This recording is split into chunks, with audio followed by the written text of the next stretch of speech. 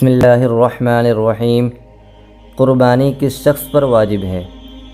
تو قربانی ہر ایسے مسلمان پر واجب ہے جو بالغ ہو، عاقل یعنی عقل مند ہو، مقیم ہو اور اس کے پاس قرض کے علاوہ قربانی کے 3 دنوں میں نصاب کے بقدر مال ہو، تو ایسے شخص پر قربانی واجب ہے۔ اب اس کو تھوڑا تفصیل سے سمجھتے ہیں کہ ایسا مسلمان جو بالغ ہو یعنی نابالغ پر قربانی واجب نہیں، عاقل یعنی عقل مند ہو، پاگل، مجنون، دیوانے وغیرہ پر قربانی واجب نہیں، مقیم ہو یعنی مسافر پر قربانی واجب نہیں، اور اس کے پاس قرض نکال کر اتنا مال موجود ہو قربانی کے 3 دنوں میں جو نصاب کو پہنچتا ہو، تو اس پر قربانی کرنا واجب ہے۔ مسافر سے مراد وہ مسافر ہے جو سفر شرعی کر رہا ہو، یعنی 177 کلومیٹر یا اس سے زائد کا سفر کر رہا ہو، تو اس شخص پر قربانی واجب نہیں۔ ہاں، اگر اس نے وہاں پر 15 دن یا اس سے زائد ٹھہرنے کی نیت کر لی تو وہ چونکہ مقیم ہو گیا تو اس پر قربانی کرنا واجب ہو جائے گا، اگر ان دنوں کے بیچ میں قربانی کے ایام آ جاتے ہیں۔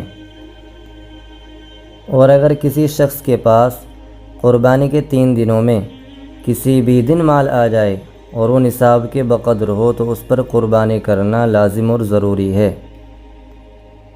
اب صاحب نصاب کون شخص ہوتا ہے؟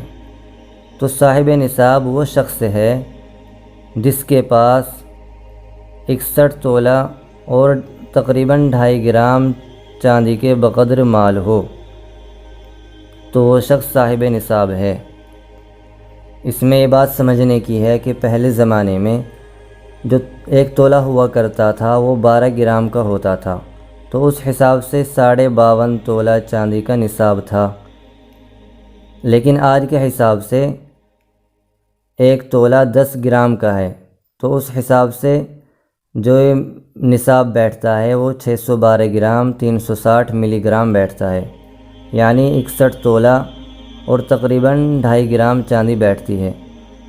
تو اگر کسی شخص کے پاس اتنا مال ہے جو 61 تولہ اور تقریباً 2.5 گرام چاندی کے برابر ہے، یہ اتنی چاندی خرید سکتا ہے، تو وہ شخص صاحب نصاب ہے آج کے زمانے کے حساب سے۔ مثال کے طور پر کسی کے پاس تھوڑا سونا ہے، تھوڑی چاندی ہے، تھوڑا روپیہ پیسہ ہے، جیسا کہ عام طور پر آج کل ہوا کرتا ہے، تو ان سب کو جوڑا جائے گا، ان کی مالیت نکالی جائے گی۔ اگر ان کے ذریعے 61 تولہ چاندی آ سکتی ہے، 61 تولہ تقریباً 2.5 گرام چاندی آ سکتی ہے یا اس کے برابر یہ مال ہے، تو اس پر قربانی واجب ہے۔ اور اگر یہ مال ملا کر وہ صاحب نصاب نہیں ہو رہا ہے تو اب دیکھیں گے کہ اس کے تجارت کا مال کتنا ہے، اس کو جوڑیں گے، اور ضرورت سے زائد سامان ہے اس کی قیمت کو جوڑا جائے گا۔ اگر وہ نصاب کو پہنچ جاتا ہے تو اس پر قربانی کرنا واجب ہو جائے گا۔ تجارت کا مال جیسے بزنس کے طور پر جو بھی سامان ہو، پرچون کی دکان ہے، کپڑے کی دکان ہے یا پلاٹ وغیرہ خریدتا بیچتا ہے، تو ان کی قیمت جوڑی جائے گی۔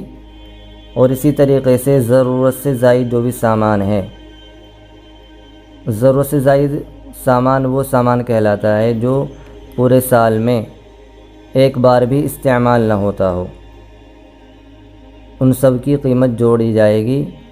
اگر ان کی قیمت نصاب کو پہنچ جاتی ہے تو اس شخص پر قربانی کرنا واجب ہو جائے گا۔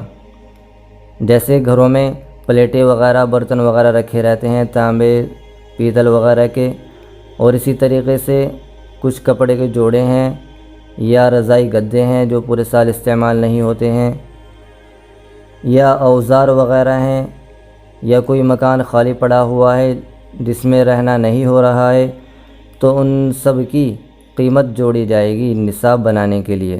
اگر نصاب کو پہنچ جاتی ہے تو قربانی واجب، ورنہ نہیں۔